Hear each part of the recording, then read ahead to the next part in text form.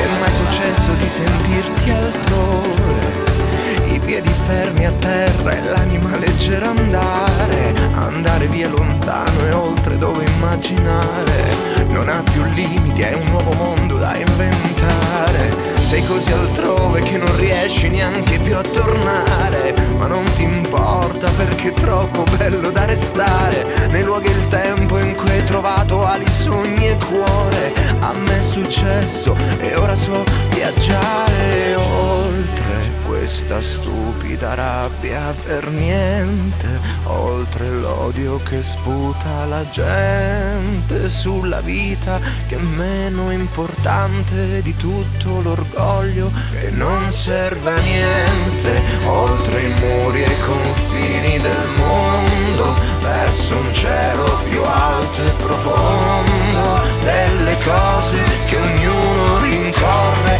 e non. Once upon a time, 1,000 years ago, a city in flames. Enemies had now killed heroes, robbed the houses, raped and imprisoned women. Only Aeneas, son of the mortal Anchise and the goddess Venus, saved himself. Protected by his mother, he runs away, carrying his father on his shoulders and holding his little son Ascanio by the hand. Family and friends embark with him on a fleeing ship to cross the sea and arrive in Italy.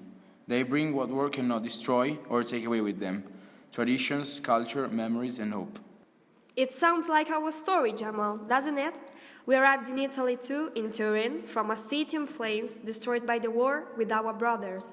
Our parents stayed there and died after a few months.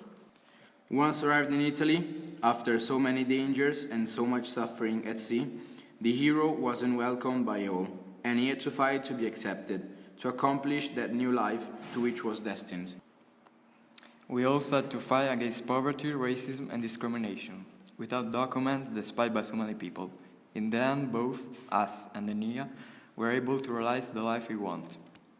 Once upon a time, hundreds of years ago, there was a young king, Ulysses, forced to leave his island to go to war.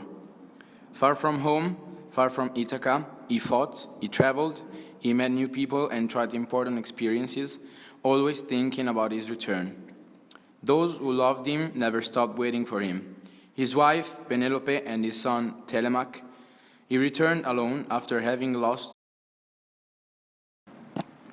I left when I was young, forced to leave my country, to cross deserts and seas, to fight poverty. I am Mamadou. My country is Gandil, in Senegal, away from home. I suffered, I have traveled, I have made important encounters and experiences, without ever stopping wanting to return. And I come back, but not alone. On the street, I found many comrades who came with me and helped me build a school, a new community. Once upon a time, hundreds of years ago, there was a demigod hero with an exceptional strength. He was Hercules. His destiny made him face impossible missions, known as the labors of Hercules.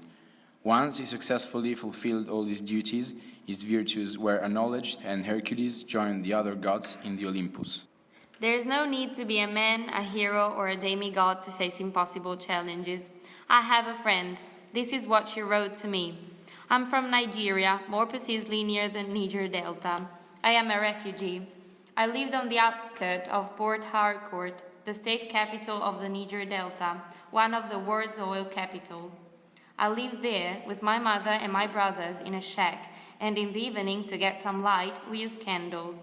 It's hard living in my part of town. Very hard. Hell if you're a girl. And I was a girl. Everything is paid for. Everything. If you don't have money, you don't go to school, and you can't get treatment. Hospitals and public schools don't work. Hunger, misery, despair, and the absence of a future are our daily companions. To arrive in Italy, I had to cross a desert. I was robbed by soldiers from every border and by traffickers. I've been raped so many times on the road. I could have done without the Libyan prisons, the nights spent standing because there was no place to sleep, the dirty water and the dry bread they gave you, the continuous rape they forced me to, the harrowing screams of the tortured. In Italy, many girls, like me, have as their only destiny prostitution. I managed to escape this horror, but I was a slave in the fields. I collected tomatoes, apples, oranges, in exchange for a few pennies and many humiliations. What do you reckon? Don't you think that my friend faced the labors of Hercules without being a hero or a demigod? What should her prize be? Once upon a time, there were two young lovers. Leander lived in Abydos on a bank of the Hellespont, and every evening he swam across the strait to meet the girl he loved, who lived on the other side of the river. Every night, the lady, Hero, lit a lantern on a tower to show him the way. On one winter night, the wind or the storm blew out the lantern. So Leander lost himself in the sea and drowned. The next morning, Hero found the body of her beloved on the beach and desperately committed suicide by jumping off the tower. There was a sea of obstacles for our love to cross. We've been going through it together for years. I'm Denise, and here with me is Deborah. We love each other, but our love has always been prevented by our parents and prejudice. We didn't get lost. We did not draw among the problems, and after 3 years we got married and moved to Milan. Once upon a time, thousands of years ago, there was a girl, Antigone, daughter of King Oedipus and Queen Jocasta. She lived in Thebes, where the war in which her brothers Eteocles and Polynices had fought against one another for the throne and had both died had just ended. The two of them should have reigned alternately, but Eteocles, when the moment had arrived, hadn't relinquished command yet, and Polynices had attacked the town to claim the right he had been denied.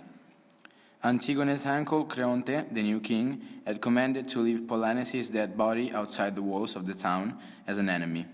However, the woman disobeyed to the law of the community in order to follow the holy law of the burial and challenge the power of the king.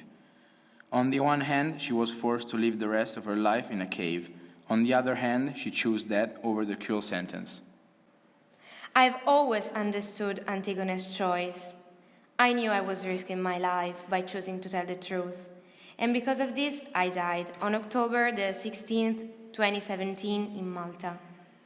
My name is Daphne Caruana Galizia. I was a journalist. I investigated and reported the corrupt power that declared my death sentence. Today, other people who are still alive are fighting against inhuman laws and to defend the right to truth and to life. E non è mai successo di guardare il mare, fissare un punto all'orizzonte e dire: è questo il modo in cui vorrei scappare.